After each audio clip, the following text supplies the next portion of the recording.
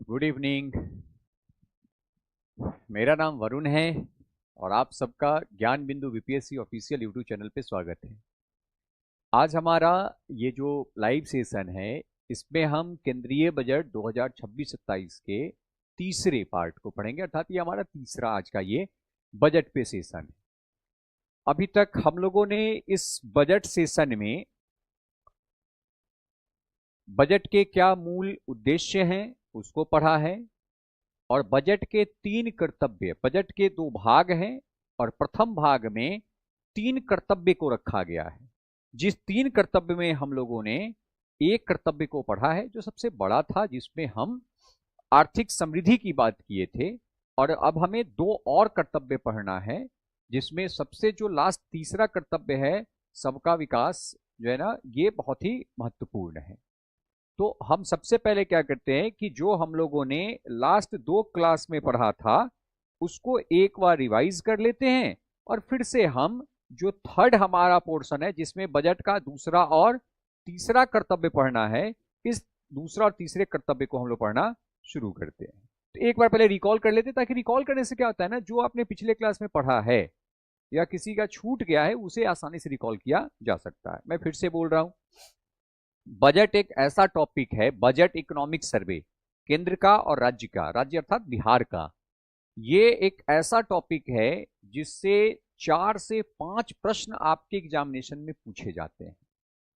और अब आप देख रहे हैं कि एक नया मार्केट में र्यूमर आ गया है कि बीपीएससी अब जितनी भी एग्जाम कंडक्ट करेगी सब में प्रीलिम्स और मेंस करेगी। और मैं आपको बता दूं, प्रीलिम्स और मेंस अगर होता है तो एक पढ़ने वाले विद्यार्थियों के लिए बहुत ही बेहतर होगा हमेशा, क्योंकि पढ़ने वाले जो विद्यार्थी है वो अपने नॉलेज बेस्ड वो एग्जामिनेशन देने में अधिक इंटरेस्टेड होते हैं। उन्हें तुक्का से कोई मतलब होता नहीं है, तुक्का से मतलब ही होता है तो 2-4% का वो आशा रखते हैं, उनकी बहुत आशाएं होती नहीं है।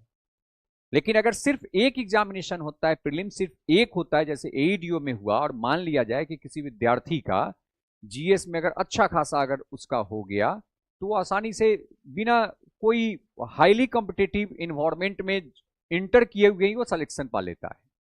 इसलिए इससे मत डरिए कि प्रीलिम्स होगा मेंस होगा, इससे एकदम नहीं डरना है, क्योंकि आप तैयारी करते हैं, आपकी तैयारी बेहतर है तो प्रीलिम्स ले, मेंस ले, री मेंस ले, कुछ भी लेगा वो आपका सिलेक्शन होना निश्चित है। ठीक है, तो इस सबसे नहीं डरना है और हमें अपने तैयारी पे फोकस करनी है, हमें ये अनर्गल बातों पे नहीं। हाँ, एग्जामिनेशन में कदाचार मुक्त एग्जाम हो, बस उसके लिए हमें काम करना है। या अगर कदाचार होता है तो हम उसके लिए आवाज उठाएंगे। और अभी आपने देखा है कि एईडीओ का एग्जामिनेशन को कैंसिल भी किया गया है क्योंकि उसमें कदाचार पाया गया था। तो अगर एक पढ़ने वाले विद्यार्थी को कदाचार मुक्त एग्जाम में कितना भी एग्जाम ले लेगा, इसके बाद भी वो फाइनल सिलेक्शन पाने में पीछे नहीं रह सकता है। चलिए, तो पहले हम जितने भी अभी तक बजट के पढ़े हैं उन सभी पहलू को एक बार रिकॉल करते हैं, फिर हम लोग आगे की तरफ आते हैं।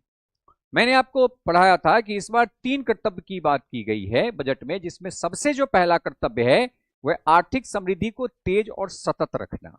आर्थिक समृद्धि का मैंने अर्थ बताया था कि समृद्धि का अर्थ होता है आपके आय अथवा उत्पादन का, उत्पादन में क्या होना, वृद्धि होना, इसी को आर्थिक समृद्धि कहते हैं। सतत मतलब लगातार, सतत मतलब लगातार, और आने वाले जनरेशन को बिना प्रभावित किए हुए, जिसमें सरकार के द्वारा बायोफार्मा शक्ति के लिए बल दिया गया है और जिसमें यह कहा गया कि सरकार 5 वर्षों में वैश्विक बायोफार्मा विनिर्माण के लिए 5 वर्षों में 10,000 करोड़ का खर्च करेगा, ताकि भारत में वैश्विक बायोफार्मा विनिर्माण केंद्र को स्थापित किया जाएगा। अगला इसमें जो बात हुआ था वो बात हुआ था कि इंडिया सेमीकंडक्टर मिशन, क्योंकि देखिए आज के समय में क्या है कि बहुत अधिक हम इलेक्ट्रॉनिक्स बेस्ड वर्क कर रहे हैं, जिसमें सेमीकंडक्टर बहुत महत्वपूर्ण एक एलिमेंट है, बहुत महत्वपूर्ण एक पार्ट होता है। तो सेमीकंडक्टर के लिए इस बार सरकार के द्वारा इंडिया सेमीकंडक्टर मिशन 2.0 को प्रारंभ किया गया है, जिसमें उपकरण और सामग्री बनाने, full stack India IP design करने और आपूर्ति श्रृंखला को मजबूत करने के लिए इंडिया सेमीकंडक्टर मिशन 2.0 सरकार द्वारा शुरू किया गया है। तीसरा, इलेक्ट्रॉनिक्स घटक विनिर्माण योजना के लिए सरकार ने 2025 अप्रैल 2025 में इसको शुरू किया था और सरकार ने इसकी व्यय का जो लक्ष्य रखा था वो था 22,919 करोड़, जिसे 2026-27 के बजट में, याद रखिएगा 2026-27 के बजट में इस लक्ष्य को 22,919 करोड़ के लक्ष्य को बढ़ा करके 40,000 करोड़ सरकार द्वारा कर दिया गया है। चौथा, जो रेयर अर्थ मेटल हैं, उस रेयर अर्थ मेटल का उपयोग आर्थिक विकास में करने के लिए एक गलियारा अर्थात कि कॉरिडोर बनाई जा रही है, जिसमें मूलतः उड़ीसा, केरल, आंध्र प्रदेश और तमिलनाडु को सहायता प्रदान किया जाएगा ताकि वहां पर रेयर अर्थ मेटल कॉरिडोर की स्थापना किया जाए और जो भी रेयर जो अर्थ मेटल है हमारे पास हैं, उसको निकाल करके आर्थिक समृद्धि को बढ़ावा देने में योगदान किया जा सके। पांचवा, कंटेनर विनिर्माण योजना। सरकार के द्वारा कंटेनर विनिर्माण के लिए, कंटेनर मैन्युफैक्चरिंग के लिए सरकार ने 10,000 करोड़ की लागत से कंटेनर विनिर्माण योजना को शुरू किया गया है ताकि हमारे जो विदेशी व्यापार है उसमें और प्रतिस्पर्धा लाई जा सके। इसमें केमिकल पार्क की स्थापना की बात की गई है और सरकार ने कहा है कि भाई हम 3 समर्पित केमिकल पार्क की स्थापना करेंगे। कितने? 3 समर्पित केमिकल पार्क की स्थापना किया जाएगा। छठा है वस्त्र क्षेत्र। टेक्सटाइल में सरकार ने वस्त्र क्षेत्र को बढ़ावा देने के लिए टेक्सटाइल क्षेत्र में विकास के लिए सरकार द्वारा कुछ पहल की गई है, जिसमें सरकार ने महात्मा गांधी ग्राम स्वराज पहल की शुरुआत किया है, जिसके तहत खादी वस्त्र, हथकरघा, हस्तशिल्प को वैश्विक स्तर पर बढ़ावा देने के लिए सरकार काम करेगी। इसके अलावा राष्ट्रीय फाइबर योजना। राष्ट्रीय फाइबर योजना में सरकार के द्वारा रेशम, ऊन, जूट, प्राकृतिक फाइबर, मानव निर्मित फाइबर और नए युग के फाइबरों पर आत्मनिर्भरता की बात की, अर्थात इनका क्या करना है, उत्पादन को बढ़ाने के लिए सरकार ने राष्ट्रीय फाइबर योजना की शुरुआत की है। इसके बाद है वस्त्र विस्तार एवं रोजगार योजना। और आपको पता है कि जो टेक्सटाइल इंडस्ट्री है ना, ये बहुत अधिक रोजगार देती है। टेक्सटाइल इंडस्ट्री जो है ना, ये द्वितीय क्षेत्र में सर्वाधिक रोजगार देने वाला ये क्षेत्र है। तो वस्त्र विस्तार एवं रोजगार योजना के तहत मशीनरी, प्रौद्योगिकी उन्नयन, सामान्य परीक्षण एवं प्रमाणन केंद्रों के लिए सरकार द्वारा पूंजी सहायता प्रदान किया जाएगा।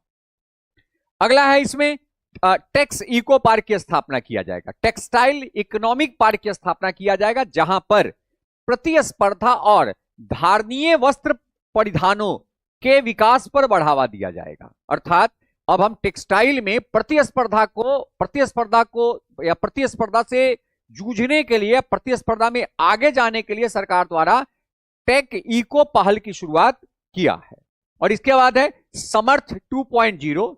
बेसिकली इसमें क्या है कि वस्त्र कौशल परिवेश के आधुनिकीकरण और उन्नयन पर जोर दिया गया है, क्योंकि अगर हम मॉडर्नाइजेशन नहीं करते हैं, आधुनिकीकरण नहीं करेंगे, तो हम वैश्विक बाजार में प्रतियोगिता करने, प्रतिस्पर्धा करने में सफल नहीं हो सकते।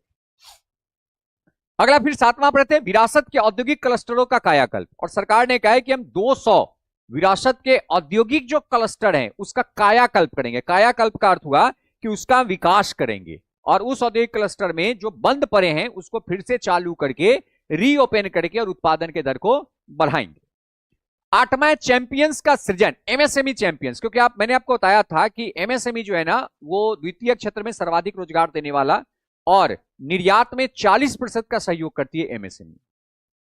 और एमएसएमई एक ऐसा सेक्टर है जो मैन पावर बेस्ड है, श्रम प्रधान क्षेत्र है। वहां पर श्रमिकों की जरूरत कार्य में, उत्पादन कार्य में अधिक होता है। इससे सरकार ने चैंपियंस एमएसएमई का सृजन किया है और इसके लिए कुछ महत्वपूर्ण कार्यों पर सरकार के द्वारा फोकस किया गया है, जिसमें पहला है स्मॉल मीडियम एंटरप्राइजेज विकास निधि की स्थापना की गई है, जिसके तहत 10,000 करोड़ की सरकार द्वारा निवेश की जाएगी, 10,000 करोड़ खर्च किया जाएगा। और साथ ही 2021 में स्थापित आत्मनिर्भर भारत निधि में 200 करोड़ का टॉपअप भी दिया जाएगा एमएसएमई विकास के लिए। तो याद रखिएगा कि एमएससी जो विकास निधि है, इसमें कितना दिया जाएगा, कितना से विकास निधि का गठन किया गया, 10,000 करोड़ से। और सरकार के द्वारा आत्मनिर्भर भारत जो 2021 से शुरू किया गया, उसमें 200 करोड़ का टॉपअप दिया गया है। किस क्षेत्र के विकास के लिए? तो याद रखिएगा एमएसएमई के लिए विशेष करके यहां पर टॉपअप दिया गया है। नेक्स्ट, नकदी सहायता ट्रेड्स। नकदी सहायता ट्रेड्स के लिए सरकार ने एमएसएमई में 7 लाख करोड़ से अधिक धनराशि उपलब्ध कराई गई है। 7 लाख करोड़ से अधिक की धनराशि विभिन्न क्षेत्रों के द्वारा उपलब्ध कराई गई है। फिर 9वां जो हमारा कार्य है वह है कॉर्पोरेट मित्र, जिसके लिए सरकार के द्वारा आईसीएआई, आईसीएसआई और आईसीएमएआई जैसे व्यवसायिक शिक्षण संगठनों के द्वारा सुविधा उपलब्ध करवाई जाएगी।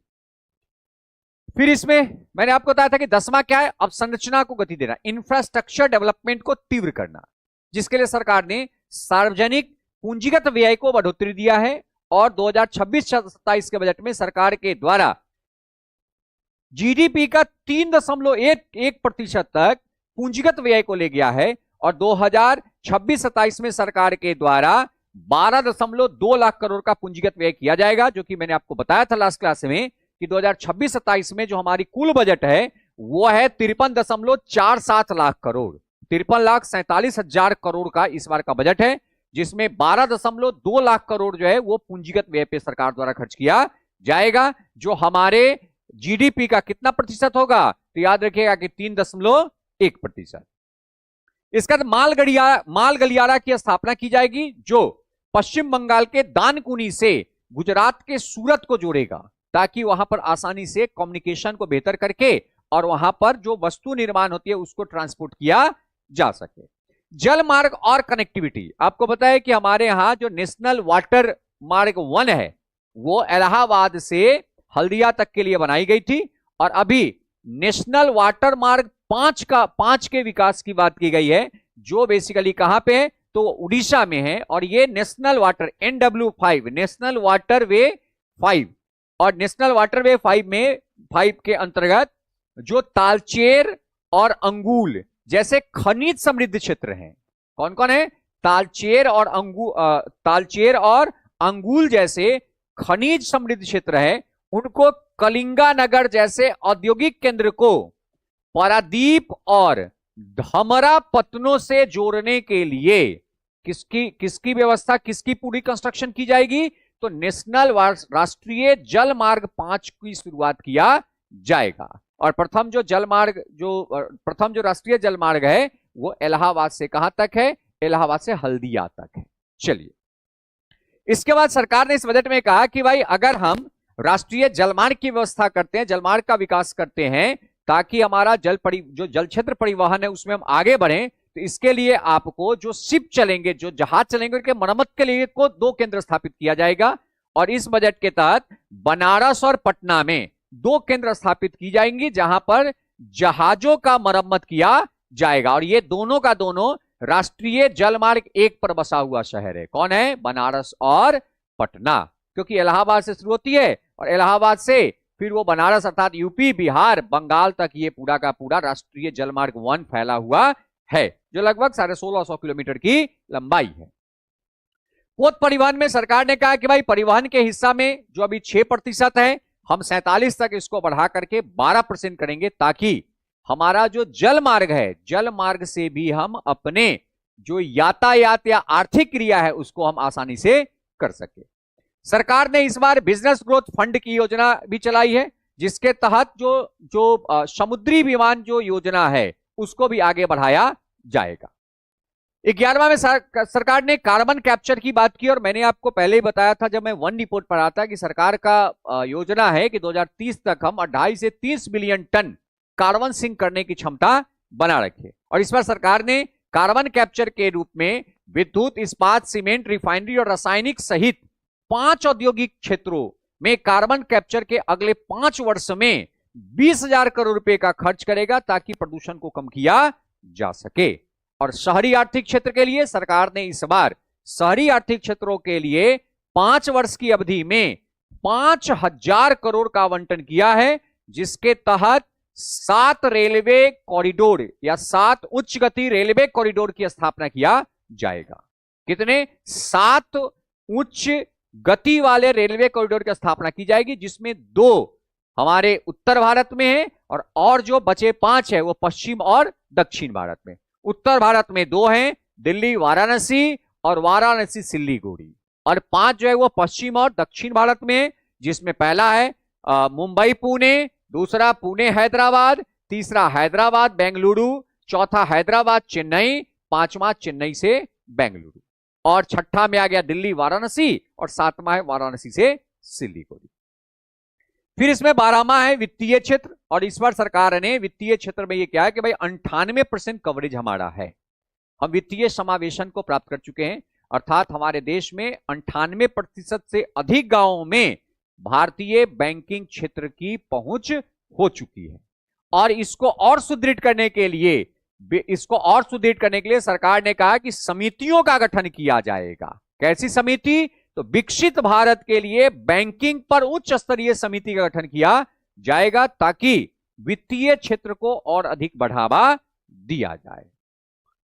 नेक्स्ट इसी के अंदर इसके अंदर ही जो एनबीएफसी है, नॉन बैंकिंग फाइनेंशियल कंपनी है, गैर बैंकिंग वित्तीय संगठन है, उसके पुनरुत्थान के लिए यह बहुत महत्वपूर्ण प्रश्न है, याद रखिएगा।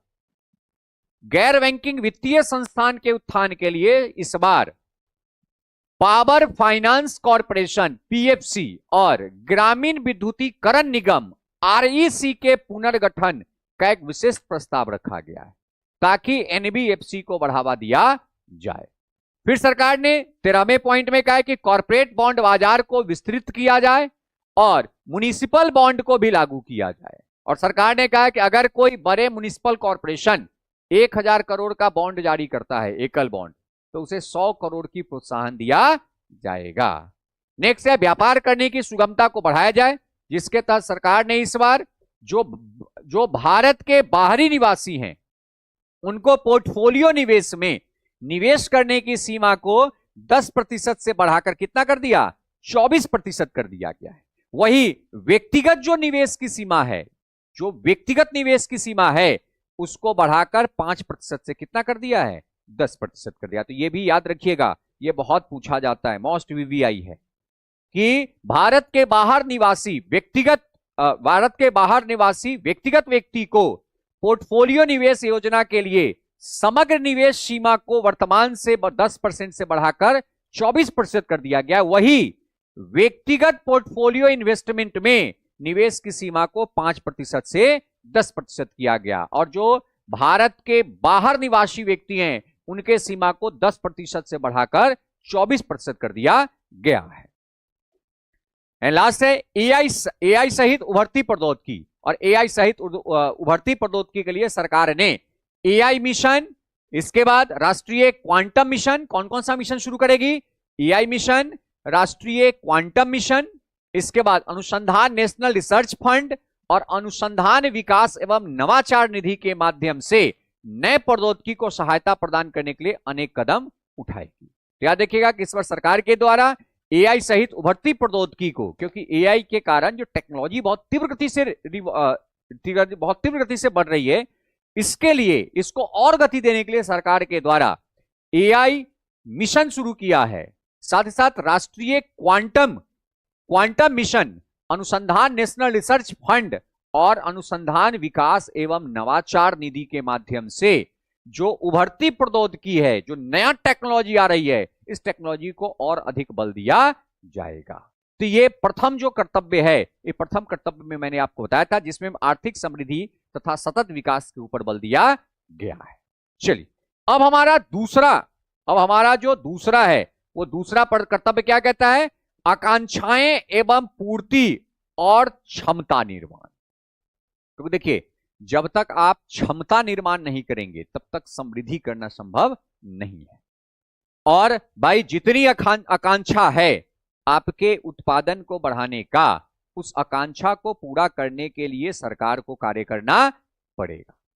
ये जो दूसरा कर्तव्य है, जिसके लिए सरकार ने मूलतः सेवा क्षेत्र और मानव पूंजी, एक बहुत ही महत्वपूर्ण यहां पर ये मोस्ट वीवीआई प्रश्न, ये यहां से प्रश्न बनने की पूरी संभावना है।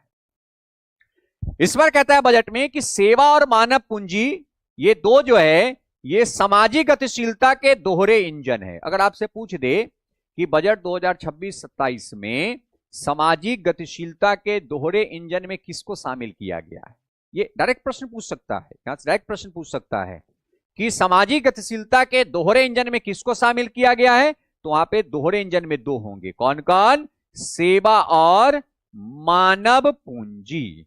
किसकी बात की गई है? मानव पूंजी। ये हमारे सामाजिक गतिशीलता के दोहरे क्या हैं? इंजन हैं। अर्थात इनके बिना हम सामाजिक गतिशीलता के दर को बढ़ाने में सफलता प्राप्त नहीं कर सकते हैं। अब सेवा क्षेत्र के बढ़ाने की बात हो रही है। और मानव पूंजी, मानव पूंजी का अर्थ है कि एक हम जो मानव है, हम संसाधन हैं, लेकिन अगर हमें हमारे अगर स्वास्थ्य, हमारे शिक्षा को और बेहतर कर दिया गया तो हम मानव संसाधन, मानव पूंजी बन जाते हैं। ठीक है, तो याद रखिएगा कि एक मानव संसाधन, मानव संसाधन मानव पूंजी कब बनता है? जब उस पर निवेश किया जाता है। क्या किया जाता है? निवेश किया जाता है। कैसा निवेश किया जाता है? तो उसके शिक्षा के लिए निवेश किया जाए, और उसके स्वास्थ्य के लिए निवेश किया जाए, उसके कौशल विकास के लिए, उसके कौशल विकास के लिए अगर निवेश किया जाए तो यही मानव संसाधन क्या बन जाता है? मानव पूंजी बन जाता है। तो दूसरा जो इस बार कर्तव्य है, उस कर्तव्य में सेवा और मानव पूंजी निर्माण पर बल दिया गया है। क्योंकि देखिए सिंपल सी बात है कि जब तक आप मानव पूंजी का निर्माण नहीं करेंगे, मानव पूंजी का निर्माण नहीं करेंगे, तब तक आप रोजगार, उत्पादन, आय को बढ़ाने में सफल नहीं हो सकते हैं। और जब तक ये सब नहीं होगा तब तक गरीबी को कम करने में सफलता नहीं मिलेगी। इसलिए मानव पूंजी पर विशेष बल दिया गया है, जिसके लिए मानव स्वास्थ्य, मानव शिक्षा, कौशल विकास, इन सबों पर सरकार द्वारा बल दिया गया है, जो हमारा दूसरा कर्तव्य है। तो कहता है कि इस बार दूसरे कर्तव्य में सेवा क्षेत्र और मानव पूंजी को सामाजिक गतिशीलता के दोहरे इंजन के रूप में रखा गया है। दोहरे इंजन मतलब जो खींचती है, अर्थात सेवा और मानव पूंजी ये हमारे सामाजिक गतिशीलता को बल देगी, जिससे हमारा सामाजिक गतिशीलता में बहुत तीव्र गति से वृद्धि होगी। चलिए, कहता है इसमें कुछ कदम उठाए गए, जैसे पहला है गरीबी सुधार। अब इस बार सरकार ने, इस बार जो गरीबी सुधार का है, इस बार सरकार ने कहा है कि भाई हम सुधार उन्मुख प्रयासों के माध्यम से 25 करोड़ लोग को विभिन्न स्तरों पर व्यापक गरीबी से हम बाहर निकालेंगे। मतलब सरकार का इस बार लक्ष्य है कि हम जो कार्य करेंगे विभिन्न स्तरों पर, चाहे वो हम सामाजिक स्तर पर कार्य करें, मानव पूंजी निर्माण पर कार्य करें, कौशल विकास पर कार्य करें, रोजगार के नए अवसर पर कार्य करें, और इन सब कार्यों के माध्यम से हम 25 करोड़ लोगों को विभिन्न स्तरों से व्यापक गरीबी के क्षेत्र से बाहर निकालने के लिए सरकार द्वारा काम किया जाएगा। अगला है इस बार सेवा क्षेत्र का लक्ष्य। तो मैंने आपको बताया था कि अभी अगर हम देखा जाए तो हमारा वैश्विक व्यापार में, हमारा जो वैश्विक व्यापार है, सेवा का वैश्विक व्यापार है, इसमें व्यापार में भारत के सेवा क्षेत्र का योगदान लगभग 4.3 से 4.6% है। कितना है? 4.3 से 4.6% है, जो कि सरकार ने लक्ष्य लिया है कि हम 2047 तक हम इस दर को बढ़ा करके कितना कर देंगे? 10% कर देंगे। और आपको मैंने बताया है लास्ट क्लास में कि हम सेवा में सरप्लस में है। हम सेवा में क्या है? सरप्लस में है। सेवा हम बेचते अधिक है, विदेशियों से खरीदते कम है। और हमारा जो हेल्थ विभाग है, हमारा जो स्वास्थ्य सेवा है, स्वास्थ्य टूरिज्म, हम बेसिकली टूरिज्म के नाम से जानते हैं। हम स्वास्थ्य पर्यटक राष्ट्र हैं। हमारे यहाँ जो चिकित्सा सेवा है वो बहुत ही सस्ती है, जिसके कारण आस पड़ोस के जितने भी देश हैं वो चिकित्सा सेवा के लिए कहाँ आते हैं? भारत आते हैं। तो सरकार करे कि भाई हम फार्मास्यूटिकल्स प्रोडक्शन को बढ़ाएंगे, हम चिकित्सा के व्यवस्था को और उन्नत करेंगे, ताकि हमारा 2047 तक वैश्विक सेवा में योगदान 10% तक हो, जो वर्तमान में लगभग 4.3 से 4.6% है। इसका कहता है कि चिकित्सा मूल्य पर्यटन। अभी यस मैंने बताया कि भारत क्या है? चिकित्सक पर्यटक राष्ट्र है, और इस पर्यटक राष्ट्र को और बेहतर करने के लिए सरकार ने इस बजट में लक्ष्य लिया है कि 5 क्षेत्रीय चिकित्सा केंद्र स्थापित किया जाएगा। 5 क्षेत्रीय चिकित्सा केंद्र स्थापित करने में राज्यों को सहायता दी जाएगी ताकि राज्य अपने यहां चिकित्सा केंद्रों की स्थापना करें, ताकि हम और अधिक अपने चिकित्सा सेवा का निर्यात कर सके। अगला है आयुष मिशन, जो आपको पता है कि आयुर्वेदा और इसमें नेचुरोपैथी, होम्योपैथी पर अधिक बल दिया गया है, और यह हमारी पारंपरिक चिकित्सा विधि है। यह क्या हमारा पारंपरिक चिकित्सा विधि, जो वेदों से हमें इसकी ज्ञान मिलती है। जीवक वगैरह का आप नाम सुनते हैं, जो चिकित्सक थे वो बेसिकली क्या थे, वो आयुर्वेदाचार्य थे, और आयुर्वेद पर सरकार के द्वारा बहुत बल दिया गया है। और आपको पता है कि भारत आयुर्वेद का जनक है, तो हम आयुर्वेद को भी बढ़ावा दे रहे हैं, जिसके कारण सरकार ने जो पारंपरिक चिकित्सा की वैश्विक मांग को पूरा करने के लिए 3 नए अखिल भारतीय आयुर्वेद संस्था की स्थापना करेगी। तो ये बहुत महत्वपूर्ण है। इस बार सरकार ने चिकित्सा मूल्य पर्यटन के लिए कितने स्थापित करेंगे, 5 क्षेत्रीय चिकित्सा केंद्र स्थापित करने के लिए राज्यों को सहायता देगी। और इस बार सरकार जो हमारा आयुर्वेदाचार्य और जो नेचुरोपैथी है, इसको बढ़ावा देने के लिए 3 नए अखिल भारतीय आयुर्वेद संस्थान की स्थापना किया जाएगा, ताकि हम जो हमारी पारंपरिक चिकित्सा है उसकी वैश्विक मांग को पूरा कर सके। आज के समय स्थिति यह बन गई है कि आयुर्वेद, योगा, नेचुरोपैथी, इन सबों का वैश्विक डिमांड बहुत अधिक है। हमारे यहां डिमांड कम है, विश्व में इसका बहुत डिमांड है। तो सरकार का है कि हम अपने पारंपरिक चिकित्सा का निर्यात को और बढ़ावा देंगे, जिसके लिए सरकार ने 3 नए अखिल भारतीय आयुर्वेद संस्थान स्थापित करने पर इस बार लक्ष्य रखा है। और जामनगर गुजरात में WHO जो वर्ल्ड हेल्थ ऑर्गेनाइजेशन है, उसका वैश्विक पारंपरिक चिकित्सा केंद्र का स्थापना किया जाएगा, उन्नयन किया जाएगा। तो याद रखिएगा कि कहां पर WHO का किया जाएगा, तो यह है जामनगर, ठीक है, गुजरात में वैश्विक पारंपरिक चिकित्सा केंद्र का उन्नयन किया जाएगा। तो याद रखिएगा कि सरकार इस बार सेवा क्षेत्र पर बहुत बल दे रही है और साथ ही साथ चिकित्सा पे बल दे रही है, जिसके लिए सरकार ने कहा है कि हम 5 क्या करेंगे, क्षेत्रीय चिकित्सा केंद्र स्थापित करने के लिए राज्यों को हम सहायता देंगे, और हम 3 नए अखिल भारतीय आयुर्वेद संस्थान की स्थापना करेंगे, ताकि पारंपरिक जो हमारा चिकित्सा है जिसकी वैश्विक मांग बढ़ रही है, हम आसानी से उसके मांग को पूरा करके हम अपने निर्यात को बढ़ावा दे सके। और गुजरात के जामनगर में WHO का वैश्विक पारंपरिक चिकित्सा केंद्र का उन्नयन किया जाएगा, ठीक है, क्योंकि इस बार सरकार का पूरा उद्देश्य है कि हम क्या करें, हम सेवा और मानव विकास पर अधिक बल दें। अगला ऑरेंज इकोनॉमी, बड़ा महत्वपूर्ण इस बार का खूब हाईलाइट ये टॉपिक रहा है, ऑरेंज इकोनॉमी। ऑरेंज इकोनॉमी मतलब जो क्रिएटिविटी के कारण जो एक नया इकोनॉमी बन रहा है, उसको ऑरेंज इकोनॉमी कहते हैं। आप रील्स बना रहे हैं, आप पैसा कमा रहे हैं। अभी देखते हैं कितना कंटेंट क्रिएटर सब आ गया है, जो कॉमेडी वगैरह का, मिमिक्री वगैरह करते हैं, बहुत सारे बिहार में खूब भरा हुआ है। आप देखिएगा मगध के क्षेत्र में, आप उधर चले जाइए बेगूसराय के क्षेत्र में, इधर दानापुर के क्षेत्र में, बक्सर के क्षेत्र, बहुत सारे कंटेंट क्रिएटर हैं, बहुत सारे कंटेंट क्रिएटर है। भोजपुर के क्षेत्र में खूब कंटेंट क्रिएटर है, और जो लाखों रुपए कमा रहा है कंटेंट बना करके। कुछ हास्यपर्द है, कुछ थोड़ा सा वर्गल भी है, तो वल्गर वाला थोड़ा सा वो नहीं है, वो हमारे समाज को डिस्ट्रैक्ट करती है। क्योंकि बहुत सारे ऐसे अच्छे विद्यार्थी हैं जो बड़े अच्छे यूनिवर्सिटी से पढ़ करके आए हैं, उनके कंटेंट में बड़ा दम रहता है, और वो क्या करता है, कंटेंट क्रिएट करता है, कुछ कॉमेडी टाइप का वो बनाता है, और उसका व्यूज देखिए, उनकी इनकम देखिए। अर्थात ये क्या है, ये आपके अंदर जो एक कला है, उस कला को आप प्रदर्शित करते हैं डिजिटली, और उससे आपको आय की प्राप्ति होती है।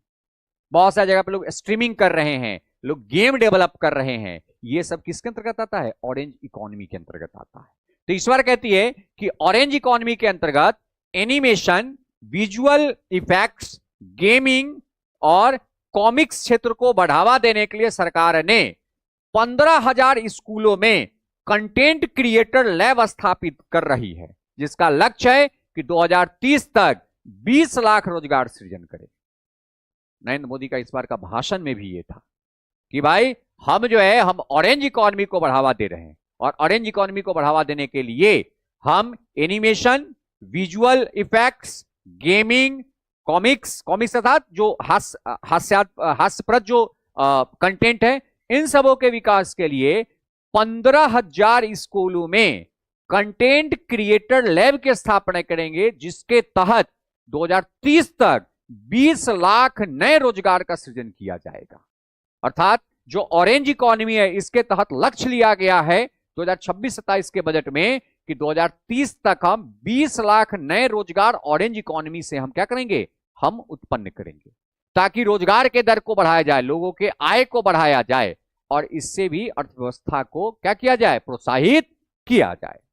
चलिए, इसका सरकार इस बार पशुपालन पर विशेष योगदान दिया है और सरकार ने कहा है कि भाई पशु कृषि आय, पशु जो है वो कृषि आय का लगभग 16% योगदान है, क्योंकि पशुपालन जो है ना वो कृषि का सहयोगी है। वो विविधीकरण करती है कि भाई आप खेती कर रखे हैं, चारा हो रहा है, आप पशुपालन किए हुए हैं, पशुपालन से दूध भी मिल रही है और वहां से आपको गोबर भी मिल रहा है, जिसका आप कंपोस्ट के रूप में अपने खेतों में उपयोग भी कर रहे हैं। तो सरकार का कहना है कि पशु कृषि आय का लगभग 16% योगदान करता है और सरकार 20,000 से अधिक पशु डॉक्टरों की नियुक्ति करेगी, ताकि जो पशुधन है, पशुधन के दर को और क्या किया जाए, बढ़ाया जाए। क्योंकि जब आप देखते हैं कि भाई हम सहयोग की बात करते हैं, कृषि क्षेत्र में कृषकों के सहयोग की बात करते हैं, तो हम कहते हैं कि भाई मवेशी पालन, कुक्कुट पालन, मछली पालन, ये कृषकों का सहयोगी है, क्योंकि इन सब का जो संबंध है, इन सब का संबंध कृषि उत्पाद से है। जैसे भाई मान लो कि आपके 5 एकड़ आपके पास जमीन है, आप खेती कर रहे हैं, तो आपको भूसा आ रहा है, चारा आ रहा है और 5 आप भैंस भी रखे हुए हैं, तो उस भैंस से जो गोबर मिल रहा है उसका आप बर्मिंग कंपोस्ट बना रहे हैं और उस बर्मिंग कंपोस्ट का उपयोग आप खेतों में उर्वरक के रूप में कर रहे हैं, जैविक उर्वरक के रूप में कर रहे हैं, जिससे क्या हो रही है, एक तो पशुधन से आपको आमदनी आ रहा है, पशुधन के अवशेष से आपको उर्वरक मिल रहा है और पशुधन खा क्या रहा है, आपके खेतों में उपजाई गई अनाज और घास से उसका पेट भर रहा है। तो सरकार का यह है कि भाई पशुधन कृषि आय का 16% योगदान देता है, इसलिए सरकार ने लक्ष्य रखा है कि 2026-27 जो बजट है इसमें 20,000 जो वेटनरी डॉक्टर हैं, पशु डॉक्टर, इनकी नियुक्ति किया जाए, ताकि पशुधन को और अधिक बढ़ाया जाए। क्योंकि आज के समय स्थिति यह हो गया है कि जैसे मनुष्य के बच्चों को टीका दिया जाता है, सेम स्थिति हो गई है, जानवरों के बच्चों को भी वैक्सीनेशन दी जाती है। इतना अधिक वायरल, इतना अधिक बैक्टीरियल डिजीज उसमें आ गया है और इसके लिए क्या है, बड़े पैमाने पर डॉक्टरों की किल्लत है, जिसके कारण पशुधन का सही इलाज होता नहीं है। तो सरकार ने लक्ष्य लिया है कि हम 2026-27 के बजट में 20,000 पशु डॉक्टर अर्थात वेटनरी डॉक्टर की नियुक्ति किया जाएगा। नेक्स्ट, विश्वविद्यालय टाउनशिप की स्थापना। सरकार ने इस बार कहा कि भाई देखिए, जो भी कॉरपोरेट क्षेत्र हैं, इस बार सरकार ने कहा कि जो भी कॉरपोरेट क्षेत्र हैं, हम कॉरपोरेट क्षेत्र में हम विश्वविद्यालय और टाउनशिप बनाएं। जैसे मान लीजिए कोई कॉरपोरेट क्षेत्र है एक बड़ा सा, वहां पे विश्वविद्यालय बन गया। अब विश्वविद्यालय में बच्चा पढ़ेगा, टेक्निकल एजुकेशन लेगा, ट्रेनिंग करने के लिए उद्योग में चला जाएगा और जैसे ही उसकी एजुकेशन कंप्लीट होगी, वही विद्यार्थी फिर एजुकेशन कंप्लीट करने के बाद उसी उद्योग में जाके काम करना शुरू कर देगा। तो इससे क्या होती है, जो मानव पूंजी है उसका निर्माण भी होगा और मानव पूंजी को रोजगार भी मिलेगा और उद्योग को जैसी मानव पूंजी चाहिए, जैसा उसको स्टाफ चाहिए, कर्मचारी चाहिए, वैसे कर्मचारी को उस यूनिवर्सिटी में बनाया भी जाएगा। तो ये इस बार सरकार का है कि विश्वविद्यालय टाउनशिप की स्थापना करेगी, जिसके लिए बड़े औद्योगिक और लॉजिस्टिक कॉरिडोर के आसपास 5 विश्वविद्यालय टाउनशिप का निर्माण होगा। कितने?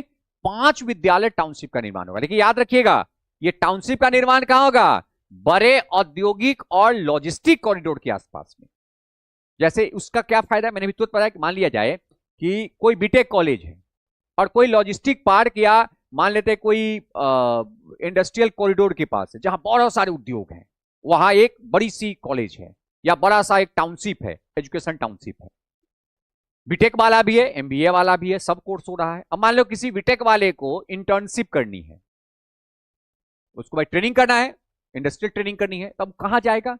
तो कुछ नहीं, अपने कैंपस से निकलेगा और उस औद्योगिक क्षेत्र में चला जाएगा, वहां पे वो इंटर्नशिप कर लेगा और फिर इंटर्नशिप करके अपने पढ़ाई की अवधि में अपने कॉलेज आ जाएगा और जब कॉलेज से उसकी पाठ्यक्रम खत्म हो जाएगी उसको डिग्री मिल गया तो फिर जाकर के उसी औद्योगिक क्षेत्र में जाकर के आसानी से रोजगार प्राप्त भी कर सकता है। इससे सरकार ने लक्ष्य रखा है कि इस 2026-27 के वित्तीय वर्ष में अर्थात बजट में बड़े औद्योगिक और लॉजिस्टिक कॉरिडोर के आसपास 5 विश्वविद्यालय टाउनशिप का स्थापना किया जाए।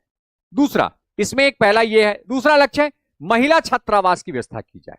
तो बिजनेस ग्रोथ फंड, ये जो बीजीएफ है, बिजनेस ग्रोथ फंड की सहायता से प्रत्येक जिला में एक महिला छात्रावास की स्थापना की जाए। इसका एक फायदा है। ऐसे अभी जो इंडस्ट्रियल कॉरिडोर है उसमें कहा गया है कि जहां भी इंडस्ट्रियल कॉरिडोर होगा वहां महिला छात्रावास होगी। जैसे मान लिया जाए कि गया में इंडस्ट्रियल कॉरिडोर बन रहा है, अभी जो अमृतसर कोलकाता जो इंडस्ट्रियल कॉरिडोर है उसमें गया में इंडस्ट्री एरिया बनेगा। अब वहां पे मान लो कि 5000 महिलाएं लड़कियां काम करने गई, तो आप वहां पे वो लड़कियां और महिलाएं तभी काम कर पाएंगे जब उनके रहने का व्यवस्था सही तरीके से होगा। उनके मान लो कोई महिला है जिनकी बच्चे भी हैं, छोटे छोटे बच्चे हैं, तो उनके लिए स्कूल भी होनी चाहिए, तभी ना वो महिला वहां पे शिफ्ट होगी। अगर वहां पे वो सुनसान जगह होगा, रहने का व्यवस्था नहीं होगा, 20 किलोमीटर दूर कोई रहने का व्यवस्था है, तो आपको लगता है कोई महिला वहां पे जॉब कर सकती है? नहीं। जिससे क्या होगा, आर्थिक क्रियाओं में महिलाओं की जो कंट्रीब्यूशन है वो कम हो जाएगी। इससे सरकार ने कहा कि नहीं, प्रत्येक जिला में बिजनेस ग्रोथ फंड के सहयोग से एक महिला छात्रावास की स्थापना की जाए ताकि महिला भी आसानी से वहां पर जाकर के जॉब कर सके और आर्थिक क्रिया में महिलाओं के योगदान को भी बढ़ाया जा सके। सरकार ने इस बार विश्वविद्यालय टाउनशिप के अंतर्गत एक तीसरा काम पे बल दिया, वो है खगोल विज्ञान। सरकार ने इस बार खगोल विज्ञान पे बहुत अधिक बल दिया है ताकि हमारी जो रिसर्च है, खगोल विज्ञान में जो रिसर्च की दर है उसको कंटिन्यू बढ़ाया जाए, ताकि हमें पूरे एटमॉस्फेयर के बारे में, हमें अन्य ग्रहों के बारे में, हमारे अपने ग्रह पर उत्पन्न अर्थात हमारे क्षेत्र में उत्पन्न जो भी मिनरल्स हैं उन सबों का खोज भी किया जाए। और सरकार ने खगोल विज्ञान के तहत नेशनल लार्ज सोलर टेलीस्कोप पहला, दूसरा national large optical infrared telescope, Himalayan Chandra telescope और द कॉस्मोस 2 प्लेनेटोरियम की स्थापना पर इस बार सरकार ने लक्ष्य रखा है, ताकि जो खगोल विज्ञान है, रिसर्च है, खगोलीय रिसर्च है, इसको और बढ़ावा दिया जाए। क्या देखिए, इस बजट में सरकार ने खगोल विज्ञान को बढ़ावा देने के लिए किसके स्थापना पे बल दिया है? नेशनल लार्ज सोलर टेलीस्कोप की स्थापना पर, दूसरा national large optical infrared telescope की स्थापना पर, हिमालयन चंद्र टेलीस्कोप की स्थापना पर और द कॉस्मोस 2 प्लेनेटोरियम की स्थापना पर बल दिया ताकि हम खोज की गति को और तीव्र कर सके। क्योंकि टेलीस्कोप वो यंत्र है जिससे हम खगोलीय खोज को बल देते हैं। अभी सरकार ने कहा कि नहीं, अब हिमालय क्षेत्र में भी हम चंद्र टेलीस्कोप की स्थापना करेंगे, जो बेसिकली लद्दाख के क्षेत्र में सबसे ऊंचे क्षेत्र में स्थापित किया गया है, ताकि हम वहां से आसानी से हम जो खगोलीय विज्ञान की खोज की प्रक्रिया है उसको तीव्र गति से आगे बढ़ाया जाए। तो याद क्या है कि 2026-27 के बजट में 2026-27 के बजट में खगोलीय विज्ञान के खोज को तीव्र करने के लिए सरकार ने किसके स्थापना पर बल दिया है? नेशनल लार्ज सोलर टेलीस्कोप की स्थापना पर, national large optical infrared telescope की स्थापना पर, हिमालयन चंद्र टेलीस्कोप की स्थापना पर और द कॉस्मोस 2 प्लेनेटोरियम की स्थापना पर सरकार द्वारा बल दिया गया है। और अगला है पर्यटन। देखिए, पर्यटन जो है ना, ये हमारे सेवा में आता है और अभी जस्ट आपने देखा है कि हमें मूलतः किस पर बल देना है? सेवा और मानव पूंजी पर, तभी जाकर के हम अपने सामाजिक जो विकास की गति है उसे तीव्र कर सकते हैं। सरकार ने बेसिकली पर्यटन को बढ़ावा देने के लिए सांस्कृतिक आध्यात्मिक विरासत पर बल दिया है। जो हमारी विरासत है उस पर बल दिया है, हमारी जो लेगेसी है उस पर बल दिया जा रहा है। जैसे भारत जो है ना, ये क्या जानाता है? ये सांस्कृतिक और आध्यात्मिक विरासत के रूप में जानी जाती है। अध्यात्म हमारा बहुत बड़ा विरासत है, संस्कृति हमारी बहुत बड़ी विरासत है। हमारे यहाँ बहुत सारे धर्म हैं, हमारे यहाँ कुछ ऐसे धर्म है, जैन, बौद्ध, ये ऐसे धर्म है जिसका उत्पत्ति हुआ है जो विश्व के बहुत सारे राष्ट्रों में फैली हुई है। अर्थात सरकार ने इस बार पर्यटन को बढ़ावा देने के लिए किस पर बल दिया है? सांस्कृतिक और आध्यात्मिक विरासत को महत्व रखा है। साथ ही साथ सरकार के द्वारा इस बार डिजिटल दस्तावेज तैयार करने के लिए नेशनल डेस्टिनेशन नॉलेज डिग्री की स्थापना किया है। इसलिए इसका एक कारण समझिए। डिजिटल दस्तावेज का अर्थ है कि पूरा डिजिटली आपके पास हो, क्योंकि मान लो कोई विदेशी पर्यटक आपके यहां आता है, अब उसको कहां जाना है? उसको जाना है, मान लेते हैं कि कुंडलग्राम के क्षेत्र में, उसको जाना है लिच्छवी गणराज्य के वैशाली क्षेत्र में, उसको जाना है लौडियागढ़ में, उसको जाना है नंदगढ़ में, उसको जाना है पावापुरी, उसको जाना है राजगिरी, उसको जाना है पटना का म्यूजियम, पटना म्यूजियम, जहां पे भगवान बुद्ध से संबंधित बहुत सारे अवशेष वहां पड़े हुए हैं। उसको मान लो जाना है अशोक म्यूजियम में जाना है। अब ये सब के सब डिजिटली इसको रखने के लिए सरकार द्वारा काम हो रही है, ताकि जो बाहरी पर्यटक हैं जब वो भारत आए तो उनको बहुत परेशानी नहीं हो, जिसके लिए सरकार ने नेशनल डेस्टिनेशन नॉलेज डिग्री की स्थापना की है, जिसके द्वारा डिजिटल दस्तावेज तैयार किया जाएगा। किसका किसका? सांस्कृतिक, आध्यात्मिक और विरासती महत्व वाले जो जगह हैं उन सबों का किया जाएगा, ताकि जो बाहरी पर्यटक है उसे आसानी से पता चले कि भारत में कौन सा जगह है जहां पर पर्यटन की कौन सा जगह है जो पर्यटन के लिए महत्वपूर्ण है। पर्यटन के लिए महत्वपूर्ण किस दृष्टिकोण से? आध्यात्मिक और धार्मिक विरासत या सांस्कृतिक विरासत के रूप में महत्वपूर्ण। साथ ही साथ सरकार ने इस बार इस पर्यटन कार्य में जो ट्रैकिंग और हाइकिंग जो है इस पर भी बल दिया गया। ट्रैकिंग मतलब चढ़ना, पहाड़ पे चढ़ना, ट्रैकिंग। हाइकिंग मतलब जंप वगैरह जो होता है ना, उसके लिए भी सरकार ने इस बार 3 अलग अलग व्यवस्था की है। पहला माउंटेन ट्रेल, दूसरा टर्टल ट्रेल और तीसरा bird watching trail. Mountain trail से मतलब जहां पहाड़ पे जो हम जो ट्रैकिंग करते हैं, उसके लिए सरकार ने इस बार हिमाचल प्रदेश, उत्तराखंड, जम्मू एवं कश्मीर, वही पूर्वी घाटी के अड़क्कू घाटी और पश्चिमी घाटी के पोंदिगई मलाई में इन्होंने कहा है कि यहां पर हम माउंटेन ट्रेल बनाएंगे, ताकि जो माउंटेनर हैं, जो पर्वतारोही हैं विदेशों के, या जो पर्यटन है, जो पर्वत क्षेत्र के पर्यटक हैं, उसे यहां पर आकर्षित किया जाए। तो याद रखिएगा, ये बहुत ही महत्वपूर्ण ये प्रश्न है आपका कि सरकार के द्वारा इस बजट में पर्यटन को बढ़ाने के लिए माउंटेन ट्रेल की व्यवस्था, माउंटेन ट्रेल को विकसित करने का किया है।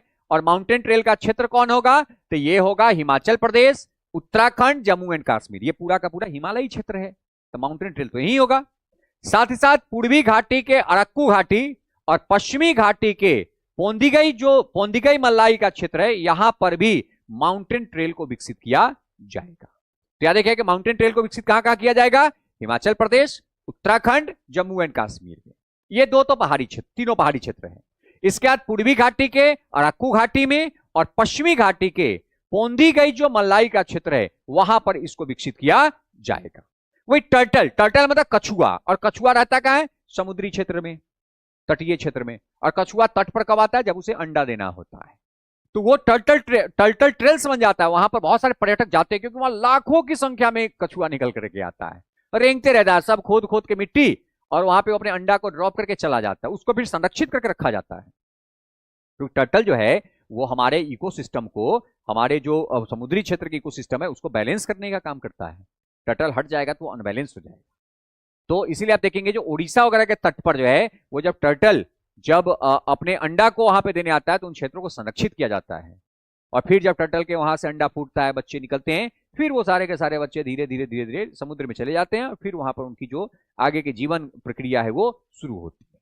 तो सरकार ने कहा है कि जो टर्टल ट्रेल्स है, यहां पर ओडिशा, कर्नाटक और केरल के तटीय क्षेत्रों में प्रमुख आश्रय स्थलों के पास एक व्यवस्था की जाएगी, ताकि वहां पर ही पर्यटन को बढ़ावा। अब जैसे आप कभी एक टर्टल देखिए, आप कहीं जाइए वहां देखिए 1 लाख टर्टल है, सिर्फ टर्टल ही टर्टल है, मिट्टी दिखाई ही नहीं दे रहा है, सिर्फ कछुआ ही कछुआ है। तो ये वो एक बड़ा अद्भुत दृश्य होता है, और उस दृश्य को भी पर्यटन में बदलने के लिए सरकार ने टर्टल ट्रेल्स की वहां पर व्यवस्था की है। जो टर्टल ट्रेल्स की व्यवस्था उड़ीसा, कर्नाटक और केरल के तटीय क्षेत्र में किया जाएगा, जो टर्टलों का क्या है? आश्रय गिरी है, जहां पर टर्टल अपने अंडा को देते हैं और वहां से फिर बच्चा जन्म लेकर के वो पानी में चला जाता है। और तीसरा bird watching trails. Bird watching मतलब जहां पर पक्षियों को वॉच किया जाता है, अर्थात जहां पे पक्षी प्रवास करके आते हैं वहां पे बर्ड वाचिंग ट्रेल्स होते हैं।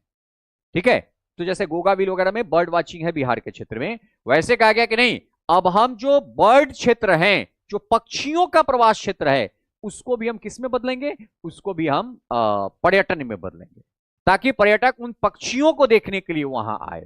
और वहां पर बर्ड वाचिंग ट्रेल्स की स्थापना की जाएगी, जो मूलतः आंध्र प्रदेश और तमिलनाडु में पुलिकट झील के किनारे इसकी स्थापना किया जाएगा। तो बहुत ही महत्वपूर्ण ये प्रश्न है, मोस्ट वीवीआई है कि बर्ड वाचिंग ट्रेल्स कहां पर स्थापित की जाएगी, तो आंध्र प्रदेश और तमिलनाडु में पुलिकट झील के किनारे किया जाएगा। टर्टल जो टेल्स है ये कहां स्थापित किया जाएगा, उड़ीसा, कर्नाटक और केरल के तटीय क्षेत्र में जो टर्टलों का आश्रय क्षेत्र है। और माउंटेन टेल्स कहां स्थापित की जाएगी, तो ये हिमाचल प्रदेश, उत्तराखंड, जम्मू एंड कश्मीर जो कि हिमालय का क्षेत्र है वहां किया जाएगा।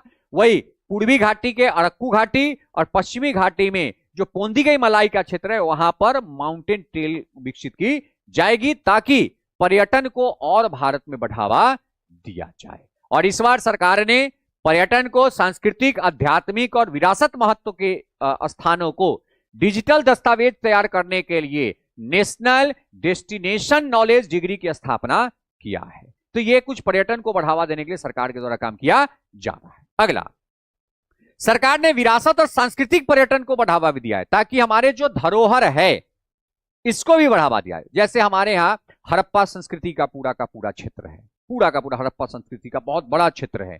आप जैसे राजस्थान से लेकर के आप गुजरात तक चले जाइए, हड़प्पा का पूरा फैला हुआ क्षेत्र है। कालीबंगा हो गया, इसके बाद आप यहाँ पे लोथल हो गया, धौलावीरा हो गया, राखी गढ़ी हो गया, मिताथल हो गया, ये सब के सब क्या है, हड़प्पाई कालीन क्षेत्र है। और ये हमारा क्या है, विरासत है, ये हमारा धरोहर है। इसको भी सरकार संस्कृति पर्यटन में बदलने के लिए इस बार बहुत जोर दिया है।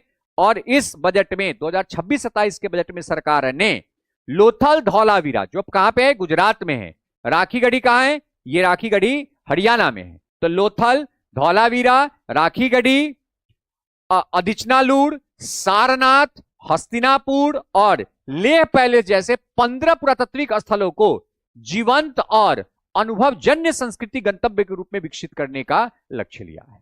अर्थात सरकार इस बार जो हमारे विरासत और सांस्कृतिक पर्यटक क्षेत्र है उसमें 15 पुरातात्विक जगहों को, जहां से आर्कियोलॉजिकल सर्वे ऑफ इंडिया के द्वारा पुरातत्व की खोज खुदाई की गई है, उसमें 15 पुरातात्विक स्थलों को जीवंत करेगा, मतलब उनका विकास करेगा, ताकि उन सभी धरोहर को देखने के लिए वहां से बाहरी पर्यटक भी आए। और पर्यटन अगर बढ़ेगा तो हमारी सेवा क्षेत्र का जो निर्यात है वो क्या हो जाएगा, बढ़ जाएगा। तो याद रखिएगा कि विरासत और सांस्कृतिक पर्यटन को बढ़ावा देने के लिए सरकार ने कितने जगहों को मार्क किया है, 15 जगहों को मार्क किया है, जिसमें लोथल, धौलावीरा, राखी गढ़ी, अदिचानूर, सारनाथ, हस्तिनापुर और लेह पैलेस जैसे 15 पुरातात्विक स्थलों को विकसित करेगी, ताकि वहां पर विरासत और सांस्कृतिक पर्यटन को बढ़ावा दिया जा सके। अगला, खेलो इंडिया मिशन, जो हमारे दूसरे कर्तव्य का सबसे लास्ट है। और इस बार सरकार ने खेलो इंडिया मिशन के तहत खेल कूद से जुड़ी प्रतिभाओं को सुव्यवस्थित विकसित करने के लिए खेलो इंडिया मिशन शुरू किया है, ताकि हमारा जो है ना खेल में भी प्रतियोगिता को बढ़ावा दिया जाए और खेल को भी आर्थिक से जोड़ा जाए। इस बार सरकार ने खेल कूद से जुड़ी प्रतिभाओं को विकसित करने के लिए खेलो इंडिया मिशन को शुरू किया है। तो याद रखिएगा कि खेल कूद से जुड़ी प्रतिभाओं को सुव्यवस्थित या विकास करने के लिए सरकार ने किस मिशन की शुरुआत की है, तो सरकार के द्वारा खेलो इंडिया मिशन की शुरुआत की है। और खेलो इंडिया मिशन से क्या होगा, मानव पूंजी का निर्माण होगा। याद रखिएगा, किसका निर्माण होगा, मानव पूंजी का निर्माण होगा। तो खेलो इंडिया मिशन की शुरुआत क्यों की गई है, ताकि खेल कूद से जुड़ी हुई प्रतिभाओं को और व्यवस्थित तरीके से विकास किया जाए। तो ये हमारा जो दूसरा कर्तव्य है, दूसरा कर्तव्य में कुछ महत्वपूर्ण कार्य सरकार के द्वारा 2026-27 के बजट में किया जाएगा। अब आते हैं अंतिम कर्तव्य और तीसरा कर्तव्य, सबका साथ सबका विकास। और याद रखिएगा कि यह हमारा तीसरा कर्तव्य है, क्या है, सबका साथ सबका विकास। तो इस बार सरकार के द्वारा 3 कर्तव्य की बात की गई है। जो पहला कर्तव्य है वो क्या है, आर्थिक समृद्धि और तेज सतत विकास, ये सरकार का पहला कर्तव्य था। सरकार का दूसरा कर्तव्य क्या है? आकांक्षा पूर्ति और क्षमता का विकास। और सरकार का तीसरा कर्तव्य क्या है? सबका साथ सबका विकास। और सबका साथ सबका विकास में ओवरऑल डेवलपमेंट पे बल दिया गया, जिसमें खास करके किसानों पे भी बल दिया गया है। क्योंकि देखिए, आपको पता है कि कृषि जो है वो हमारे रोजगार का सबसे बड़ा साधन है। लगभग भारत के कुल रोजगार का 46 से 47% रोजगार कृषि क्षेत्र से मिलता है। कृषि क्षेत्र वो क्षेत्र है जो हमें अनाज खाद्य सुरक्षा देता है। तो इस बार सरकार ने सबका साथ सबके विकास में कृषि पर भी बल दिया है, और ये सरकार का कहना है, ये सरकार का तीसरा कर्तव्य है, सबका साथ सबका विकास। तो पहला है आर्थिक समृद्धि, दूसरा है आकांक्षा का विकास और उत्पादन को बढ़ाना, और तीसरा है सबका साथ सबका विकास, जिसमें सरकार ने कुछ महत्वपूर्ण कार्यों पर बल दिया है। कुछ महत्वपूर्ण कार्यों पर बल दिया है। पहला है किसानों की आय को बढ़ाना। देखिए, किसानों की आय कब बढ़ेगी? जब किसानों के कृषि कार्य के साथ साथ जो उसके सपोर्टिव कार्य हैं उसको भी बढ़ावा दिया जाए, जैसे पशुपालन, मत्स्य पालन, कुक्कुट पालन, इन सबों को भी बढ़ावा दिया जाए, ताकि किसान अपने आय को अधिकतम करने में सफलता प्राप्त कर सके। तो इस बार सरकार ने 2026-27 के बजट में किसानों की आय को बढ़ाने के लिए मत्स्य पालन, 500 जलाशयों और अमृत सरोवरों के एकीकरण विकास, पशुपालन, उच्च मूल्य वाली कृषि को प्रोत्साहन दिया है। इससे क्या होगा? किसानों की आय में बढ़ोतरी होगी। जैसे देखिए, सिंपल सी बात है, एक किसान अगर खेती करता रहता है कुछ नहीं होगा। ओला पड़ गया, बारिश हो गई, सुखाड़ पड़ गई, आप बर्बाद हो। लेकिन अगर एक किसान खेती के साथ साथ वो अगर अपने भूमि पर मछली पालन भी करता है, वो पशुपालन भी करता है, वो कुछ व्यवसायिक फसल की भी खेती करता है, तो आप आसानी से, या वो किसान आसानी से अपने आय को बढ़ाने में कामयाब हो सकता है।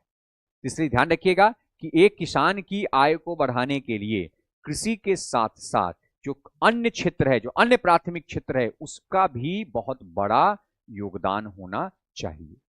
जैसे मान लिया जाए कि एक किसान वो गेहूं की उत्पादन करता है, ठीक है, गेहूं का फसल कर रखा है, मक्का भी कर रखा है। अब यहां पर देखिए, अगर गेहूं का अगर प्राइस कम हुआ तो मक्का तो ऐसे भी व्यावसायिक फसल में आ जाती है, मक्का का प्राइस हमेशा ऊंचा रहा तो वो मैनेज कर लिया। मान लो कि एक किसान अगर खेती भी कर रहा है और वो 8-10 कैटल्स मवेशियों का भी पालन करता है, मान लिया जाए कि भाई गेहूं की उपज कम हुई लेकिन भूसा पर्याप्त मात्रा में हो गया, तो उससे वो अपने पशुओं की चारा का व्यवस्था कर लिया, और उस चारा के बाद पशु जो अपशिष्ट देते हैं, गोबर, उसका उपयोग वो खेतों में कर लिया।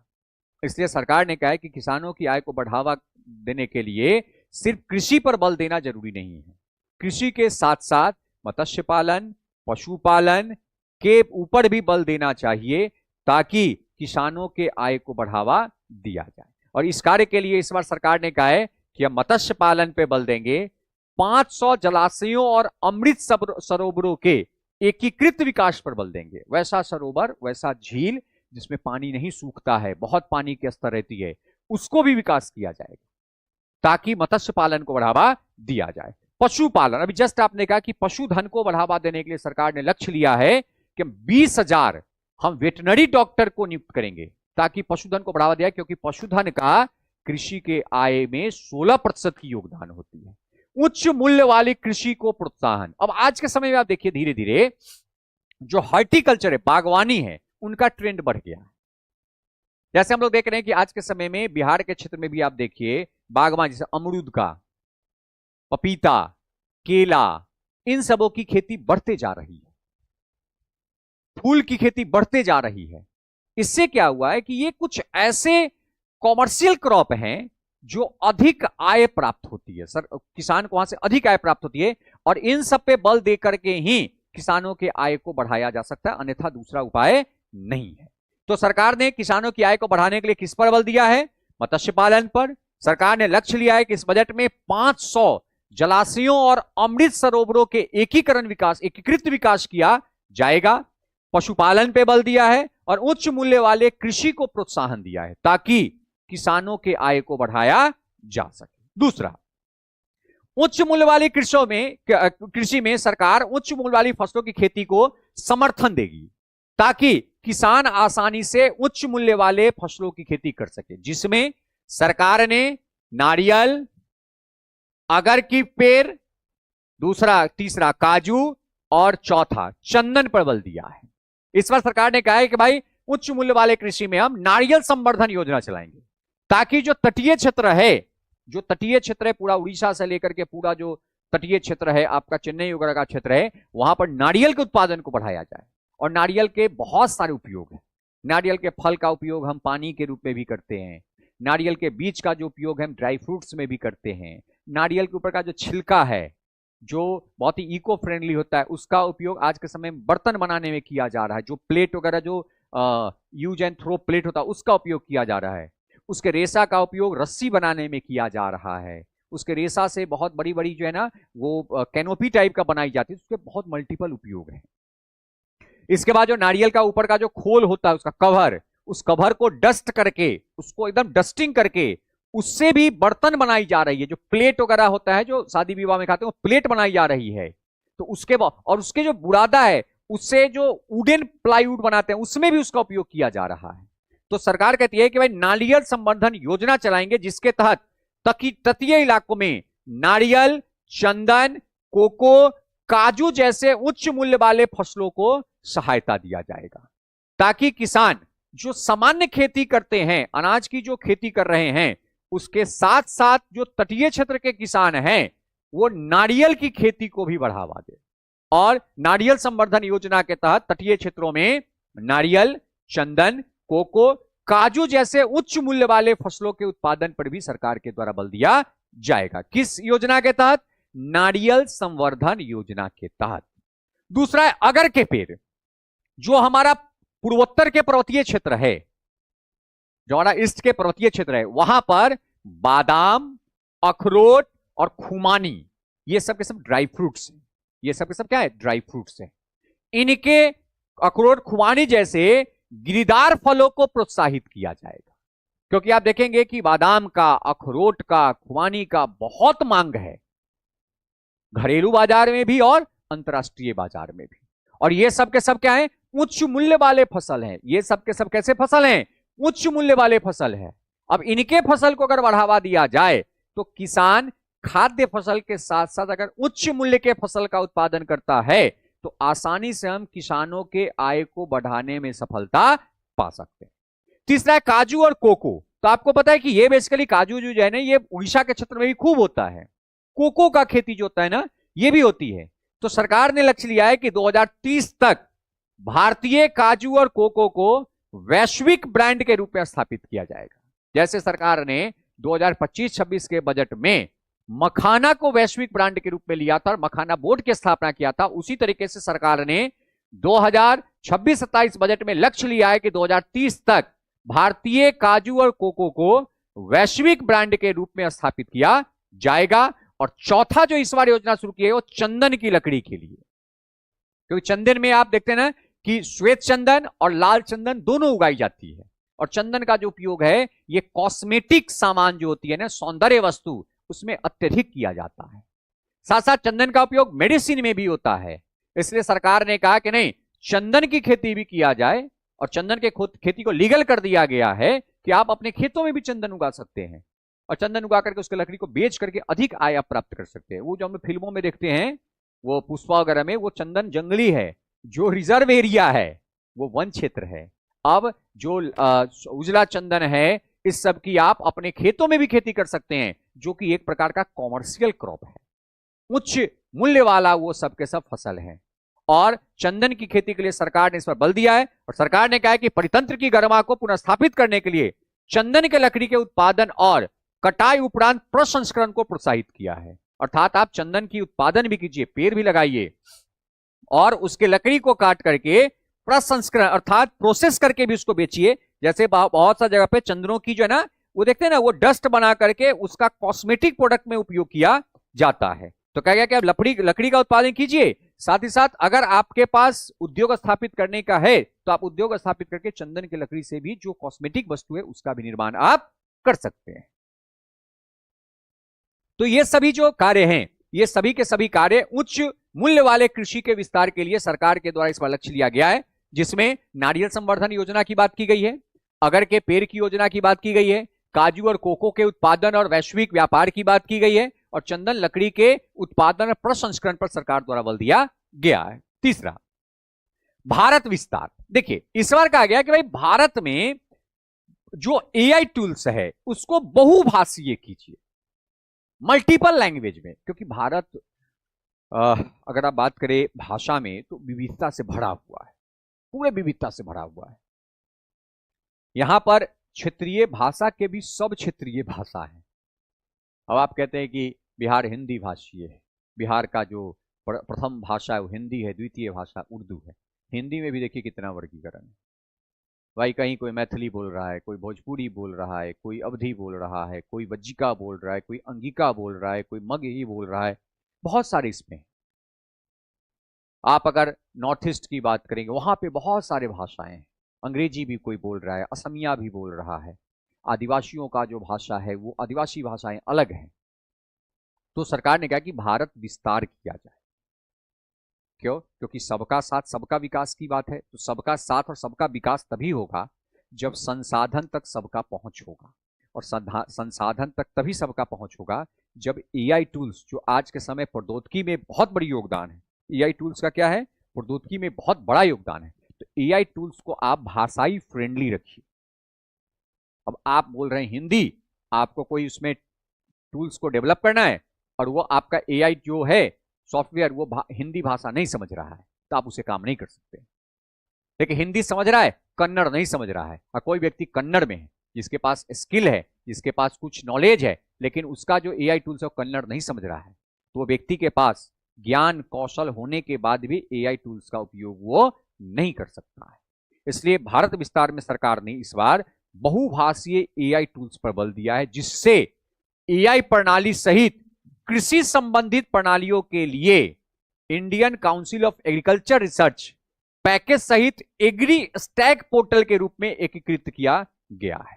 इस बार सरकार कही है कि जो आईसीएआर है, Indian council of agriculture research है, इसने एग्री स्टैक पोर्टल डेवलप किया है, और वो बहुभाषीय पोर्टल है, ताकि जितने भी किसान हैं, पूरे भारत के जो किसान है, हर भाषा के किसान, वो आसानी से उस एआई पोर्टल का लाभ उठा करके अपने कृषि उत्पादन को बढ़ाने का काम कर सके। तो याद रखिएगा कि भारत विस्तार के अंतर्गत क्या काम किया गया है, तो बहुभाषीय एआई टूल्स को विकसित किया गया है, जिसके तहत Indian council of agriculture research के द्वारा एग्री स्टैक पोर्टल के रूप में एक एकीकृत पैकेज का विस्तार किया गया है, ताकि इस एग्री पोर्टल के माध्यम से किसान, कोई भी भाषाई किसान हो, बंगाल का किसान बंगाली बोल रहा है, तमिलनाडु का किसान तमिल बोल रहा है, भारत का किसान हिंदी और भोजपुरी बोल रहा है, वो भी एग्री पोर्टल का उपयोग करके अपने कृषि ज्ञान को बढ़ा सकता है, या कृषि से संबंधित कोई परेशानी है उसका वहां से समाधान ले सकता है। जैसे सामान्यतः आप देखते हैं कि कृषकों को बहुत सारी परेशानियां आती हैं कृषि कार्य में। जैसे मान लिया जाए कोई कृषक है जिसको कोई दवा के बारे में नहीं पता है, ठीक है, और दवा के बारे में अगर नहीं पता है तो वो बेचारा क्या करेगा, वो जाता है दवा दुकान पे, जो कृषक जो उत्पाद के बिक्री दुकान है, उसे कहता है कि फलाना बीमारी हो गया, कुछ भी दवा उठा करके दे देता है, और वो किसान बेचारे उस पर विश्वास करके उस दवा का उपयोग करते हैं। परिणाम अच्छा आया तो ठीक, नहीं आया तो कोई दिक्कत नहीं, वो जो दवा दिया नो रिस्क। लेकिन Indian council of agriculture research ने कहा कि नहीं, अगर आपको ऐसा हेल्प चाहिए तो आप हमारे पोर्टल पे आइए, एग्री स्टैक पोर्टल पे, और यहां से आप अपने भाषा में एआई टूल्स से आप पूछ सकते हैं कि भाई हमारी ये समस्या है, हमें इसका दवा चाहिए, और एआई टूल्स जो है वो आपके भाषा में आपको दवा प्रिस्क्राइब कर देगा। इससे क्या होगी, सही इंफॉर्मेशन मिल गया और उसका सही लाभ आपको मिल पाएगा। अगला, इसके बाद है SHE मार्ट। ये बेसिकली ये जो है ना SHE मार्ट, इस सेल्फ एंटरप्रेन्योरशिप एक मार्ट है। मार्ट मतलब बाजार, खुदरा बाजार। और ये जो सेल्फ एंटरप्रेन्योरशिप जो समूह होती है, उसके आर्थिक व्यवस्था को और मजबूत करने के लिए सेल्फ एंटरप्रेन्योरशिप मार्ट की स्थापना किया गया, जहां पर वो जो छोटे छोटे समूह वाले लोग हैं, जो कमिटी वाले लोग हैं, वो जो वस्तु का निर्माण करते हैं, उस वस्तु को खुदरा बाजार में आसानी से बेच सके। जैसे आप देखिए, बिहार में जीविका है। जीविका क्या है? एक पूरे के पूरे एक संगठित रूप में एक समिति के द्वारा वो कार्य करती है। अब जीविका मान लो कि 50 तरीके का वस्तु बनाया और वो आसानी से सेल्फ एंटरप्रेन्योरशिप मार्ट के तहत उसे खुदरा बाजार में बेच सकती है। जैसे देखते हैं कभी कभी सरस मेला वगैरह लगता है, बहुत सारे मेला लगते हैं, जैसे पटना के गांधी मैदान का मेला लगता है, तो वहां देखते हैं कि बहुत सारे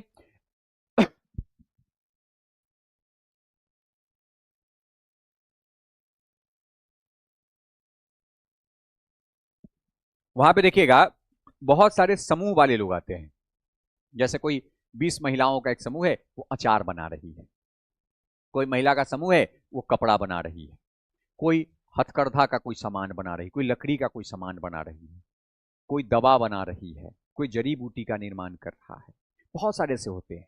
और वो सब क्या कहते हैं, मेला में आते हैं और वहां पे वो अपने ब्रांड के अंतर्गत बेचते हैं, किसी और का ब्रांड कॉपी नहीं करते। सरकार ने कहा कि भाई हम क्यों नहीं उन सबको एक रिटेल मार्ट में कन्वर्ट कर दें। तो सरकार ने इस बार सेल्फ एंटरप्रेन्योरशिप मार्ट की स्थापना किया, जिसके तहत लखपति दीदी कार्यक्रम को मजबूत करने के लिए खुदरा आउटलेट के रूप में सेल्फ एंटरप्रेन्योरशिप मार्ट की स्थापना किया जाएगा। लखपति दीदी मतलब इसमें है कि महिलाओं के आर्थिक स्थिति को बढ़ावा देने के लिए सरकार ने कहा कि हम सेल्फ एंटरप्रेन्योरशिप मार्ट की स्थापना करेंगे, जहां पर महिला समूह के द्वारा जो वस्तु का निर्माण किया जाएगा उसका खुदरा बिक्री किया जाए। अगला, सरकार ने इस बार दिव्यांगजन कौशल योजना की शुरुआत किया है।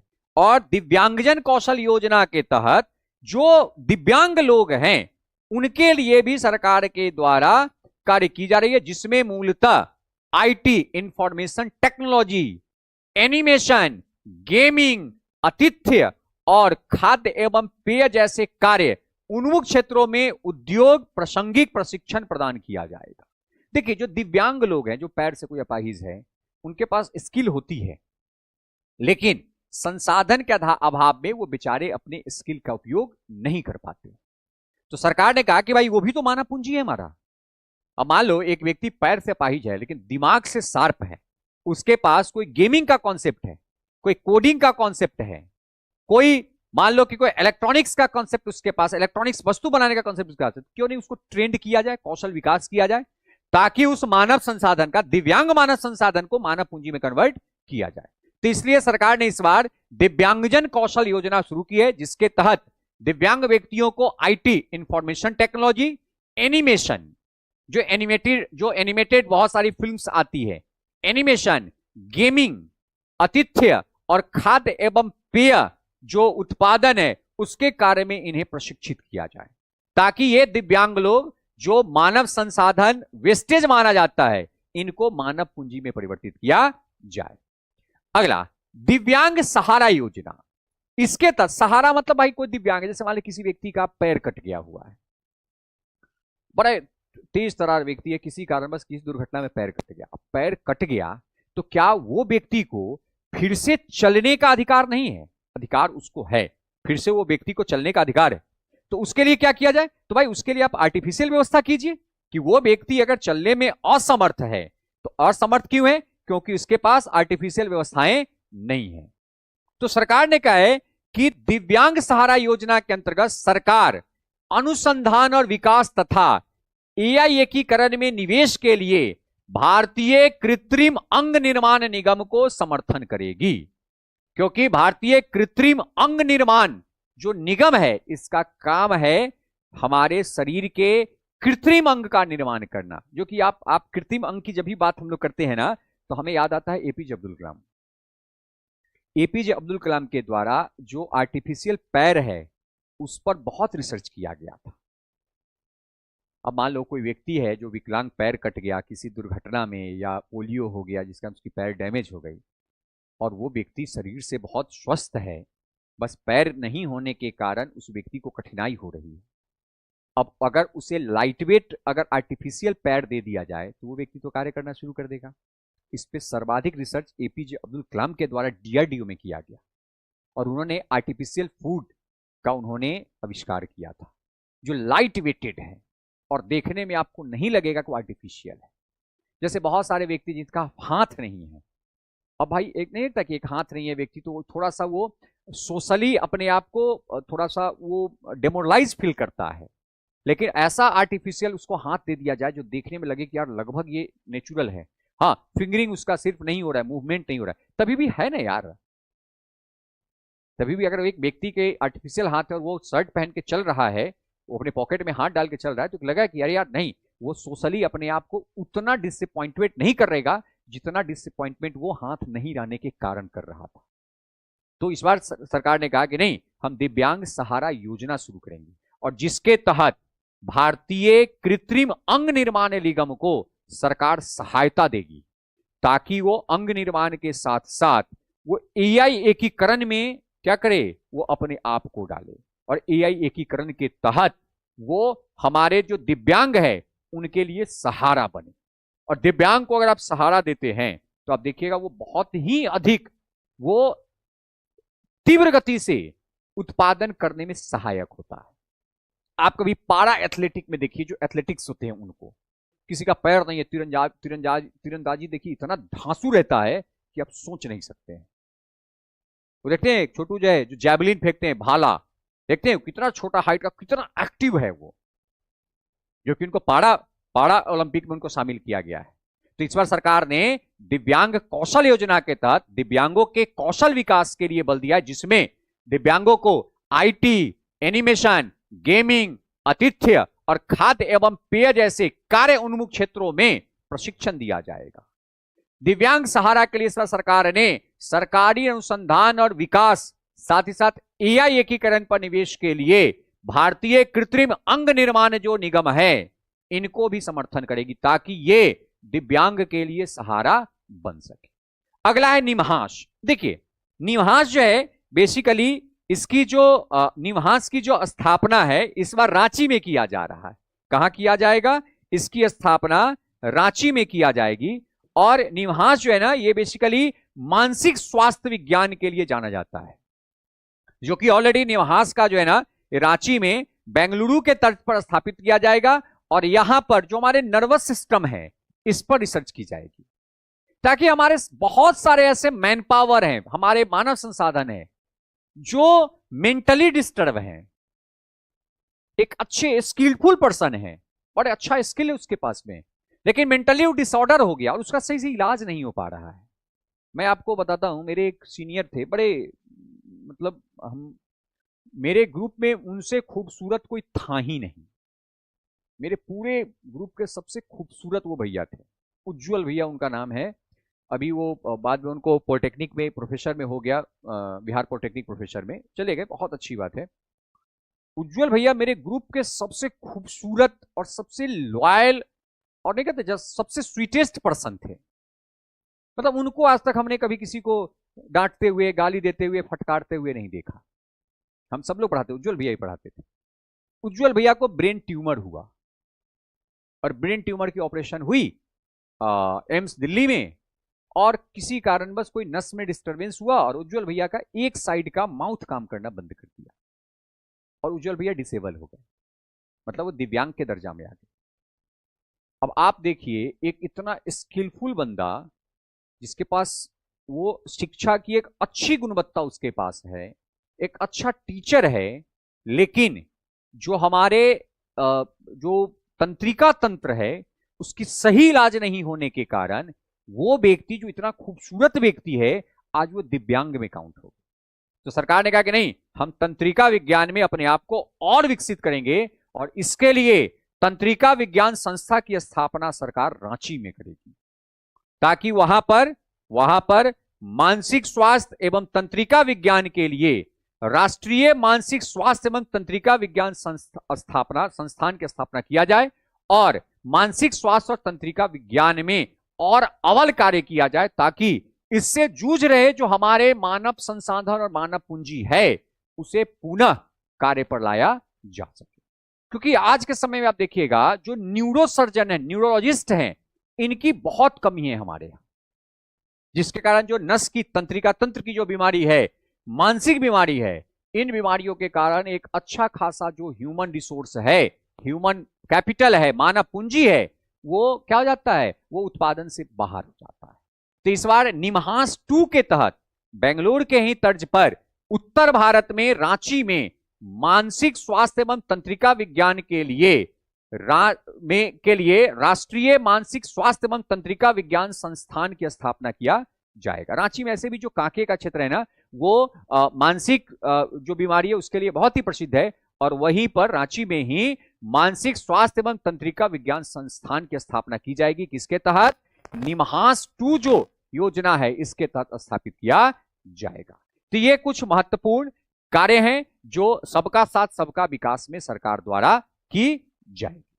अब सरकार ने इस बार 16वीं वित्त आयोग, जो आपको पता है कि अरविंद पानागड़िया की अध्यक्षता में 16वीं वित्त आयोग का गठन सरकार के राष्ट्रपति के द्वारा अनुच्छेद 280 के तहत, आर्टिकल 280 के तहत किया गया है। और इस 16वीं वित्त आयोग ने 17 दिसंबर 2025 को अपनी रिपोर्ट राष्ट्रपति को प्रस्तुत किया। राष्ट्रपति प्रत्येक 5 वर्षों के लिए इसका गठन करती है, 26 से 31 के लिए।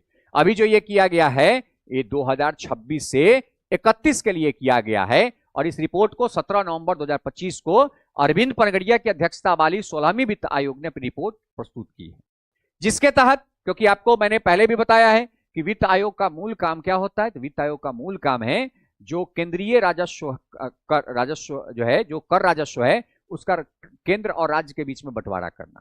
और इस वित्त आयोग ने सुझाव दिया है कि केंद्रीय करों के 41% जो भाग है वो किसको दिया जाए? राज्य को दिया जाए, और 59% भाग किसको दिया जाए? केंद्र को दिया जाए।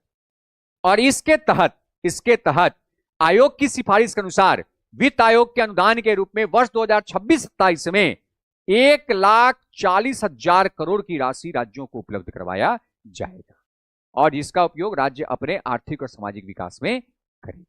तो अभी आपने पढ़ा है 3, यहां पर आपने कर्तव्य पढ़ा है। मैं एक बार फिर से कर्तव्य को कर दूं। पहला जो हमारा तीसरा जो कर्तव्य था वो क्या था? सबका साथ सबका विकास था। दूसरा कर्तव्य क्या था? आकांक्षाएं पूर्ति और क्षमता का निर्माण था। और हमारा जो तीसरा कर्तव्य था, वो तीसरा कर्तव्य क्या है? तो हमारा जो पहला कर्तव्य है, हमारा जो पहला कर्तव्य वो क्या है? आर्थिक समृद्धि को तेज और सतत करना। तो इस बार के बजट में जो लक्ष्य लिया गया था कि भाई गरीब, जो पिछड़ा वर्ग है, जो दलित वर्ग है, जो अति पिछड़ा वर्ग है, जो वंचित वर्ग है, उन सभी वर्गों को क्या करना? विकास के रास्ते पर लाने के लिए और देश के आर्थिक और सामाजिक विकास को बढ़ावा देने के लिए सरकार ने 3 कर्तव्य को मार्क किया है। पहला कर्तव्य क्या है? आर्थिक समृद्धि को तेज और सतत करना। दूसरा आपका कर्तव्य इस बार क्या सेट किया गया है? तो इस बार सरकार ने दूसरा कर्तव्य सेट किया है आकांक्षाएं पूर्ति और क्षमता का निर्माण करना। और तीसरा जो इस बार कर्तव्य सरकार ने सेट किया है, वो तीसरा कर्तव्य क्या है? सबका साथ सबका विकास। तो ये 3 कर्तव्य आपके केंद्रीय बजट 2026-27 में सरकार ने सेट किया है, जिसमें लगभग मुझे लगता है कि 30 से 40 महत्वपूर्ण बिंदु है जिसको मैंने यहां पे मार्क किया है। अगर 30-40 कर लेते हैं तो तीनों कर्तव्य से एक प्रश्न आपका छूटने वाला नहीं है। कल का जो क्लास होगा उसमें हम राजकोषीय नीति की बात करेंगे। कल का जो क्लास होगा उसमें हम राजकोषीय नीति और राजकोषीय आंकड़े की बात करेंगे, और उसी में हम कर संरचना की भी बात करेंगे, जिसमें हम घाटा के बारे में पढ़ेंगे, जिसमें कर संरचना में हुई परिवर्तन के बारे में पढ़ेंगे। तो कल का जो क्लास है ये बहुत महत्वपूर्ण होगी, क्योंकि कल का क्लास पूरा डेटाबेस क्लास होगा। और हमारा ये जो क्लास है ये ज्ञान बिंदु बीपीएससी ऑफिशियल पर प्रत्येक दिन शाम के 7:30 से प्रारंभ होती है, और यह क्लास सोमवार से शुक्रवार तक चलता है। और मेरा नाम वरुण है। मैं ये क्लास सोमवार से शुक्रवार तक करंट अफेयर का लेकर के आता हूं। अभी ये हमारा बजट 2026-27 का सेशन चल रहा है। जैसे ही बजट 2026-27 का कल सेशन कंप्लीट हो जाएगा तो हम परसों से फिर बिहार बजट को शुरू कर देंगे, और फिर उसके बाद आर्थिक सर्वेक्षण भारत का और आर्थिक सर्वेक्षण बिहार का करेंगे। उसके बाद फिर हम लोग राष्ट्रीय अंतर्राष्ट्रीय जो महत्वपूर्ण घटनाएं हैं उन घटनाओं को यहां पर कवर करेंगे। तो आप सब प्रत्येक दिन सोमवार से लेकर के शुक्रवार तक प्रत्येक दिन शाम के 7 बजे लाइव जरूर आइए। मैं हमेशा कहता हूं लाइव आकर के जरूर यहां पे आप इस सेशन को देखिए, और जो भी महत्वपूर्ण मैं बिंदु लिखवाता हूं इस बिंदु को आप अपने कॉपी में नोट जरूर कीजिए। हमारा ये जो पीडीएफ है ये पीडीएफ ऑलरेडी ग्रुप पे अपलोड हो जाता है, अभी तक 2-3 क्लास का पीडीएफ अपलोड हो गया है। जैसे ही बजट का पूरा सेशन कंप्लीट होता है मैं इसका पीडीएफ ग्रुप पे, टेलीग्राम ग्रुप पे अपलोड करवा दूंगा। ठीक है, मुझसे अगर किसी प्रकार की कोई आपके डाउट्स होते हैं, किसी प्रकार का कोई आपके क्वेरीज होते हैं पढ़ाई से रिलेटेड, तो आप मुझे मैसेज कर सकते हैं। टेलीग्राम आईडी है इको बाई वरुण, मेरा टेलीग्राम आईडी है इको ECO बाई वरुण। इस पे आप मुझे मैसेज कर सकते हैं। ये मेरा टेलीग्राम आईडी है, याद रखिएगा ये क्या है, मेरा टेलीग्राम आईडी है। टेलीग्राम आईडी है, आप इस पे मुझे मैसेज कर सकते हैं। किसी प्रकार का कोई डाउट हो आप यहां से उस डाउट को क्लियर कर सकते हैं। संभवतः मैं थोड़ा लेट, लेकिन मैं जवाब जरूर देता हूं, मैं रिप्लाई जरूर देता हूं। तो कोई भी पढ़ाई से संबंधित, कोई भी आपके करंट अफेयर संबंधित किसी प्रकार का कोई डाउट हो, या आपके कैरियर काउंसलिंग संबंधित कोई भी डाउट हो, तो आप मुझसे पूछ सकते हैं। ठीक है, तो मिलते हैं कल के क्लास में शाम के 7:30 पे, और कल हम लोग पढ़ेंगे राजकोषीय आंकड़ा, जिसमें हम बजट के घाटा, प्राथमिक घाटा, राजकोषीय घाटा, प्रभावी राजकोषीय घाटा, ठीक है, राजस्व घाटा, इन सबों के बारे में पूरी डिटेल पढ़ेंगे। और फिर पढ़ेंगे कि 2026-27 के बजट में कर संरचना में क्या परिवर्तन किया गया है। और उसके बाद फिर हम बिहार बजट, फिर हम आर्थिक सर्वेक्षण केंद्र का और आर्थिक सर्वेक्षण बिहार का टॉपिक को कवर करेंगे। उसके बाद फिर हम लोग राष्ट्रीय अंतर्राष्ट्रीय जो टॉपिक है उन सभी टॉपिक को बारी बारी कवर किया जाएगा। और ये सभी के सभी टॉपिक आपके एग्जामिनेशन के लिए बहुत महत्वपूर्ण है, क्योंकि करंट का आपके एग्जाम में बहुत बड़ा रोल है। तो हमारे इस चैनल ज्ञान बिंदु बीपीएससी ऑफिशियल को सब्सक्राइब जरूर करें, हमारे वीडियो को लाइक और शेयर जरूर करें। Okay, thank you.